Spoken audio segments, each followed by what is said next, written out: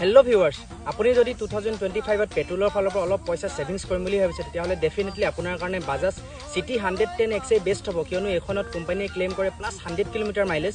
অকল মাইলেজেই নহয়, এইখন বাইকত এটা ষ্টাইলিছ লুকো পাব, লগতে এনেধৰণে ৰাবাৰ কটেড টেলিস্কোপিক ছাছপেনশ্যন পাব ফ্ৰণ্টত, আৰু ফ্ৰণ্টৰ টায়াৰ চাইজ হৈছে 17 ছেকশ্যনৰ ডুৱেল পাৰ্পছ টায়াৰ এনেধৰণে এছেম্বল হৈ আছে, আৰু পিছফালে আপোনালোকে SNF ছাছপেনশ্যন পাব যিটো ডুৱেল ছেটআপত আহে, আৰু পিছফালৰ টায়াৰ চাইজ হৈছে 17 ছেকশ্যনৰ, আৰু পিছফালে আপোনালোকে এনেধৰণে ডুৱেল পাৰ্পছ টিউবলেছ টায়াৰ পাব।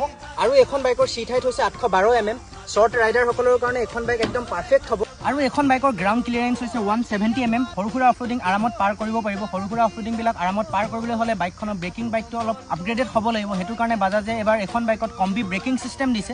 বৰ্তমান ফিউল ইনজেক্টৰ টেকনলজিৰ দিনতো বাজাজে এবাৰ এখন বাইকত কাৰ্বৰেটৰ ইঞ্জিন এছেম্বল কৰিছে। যদি কোনোবাই কাৰ্বৰেটৰ ইঞ্জিনৰ হেভি মাইলেজ পোৱা বাইক ল'ম বুলি প্লেনিং কৰি আছে তেতিয়াহ'লে গোলাঘাটৰ শ্যাম বাজাজত ভিজিট কৰক। আগন্তুক মাঘ বিহুৰ কাৰণে গোলাঘাটৰ শ্যাম বাজাজত বহুতবিলাক অফাৰ আৰু ডিছকাউণ্ট চলি আছে, লগতে এক্সচেঞ্জ অফাৰো চলি আছে। তেতিয়াহ'লে দেৰি নকৰি গোলাঘাটৰ শ্যাম বাজাজত ভিজিট কৰক।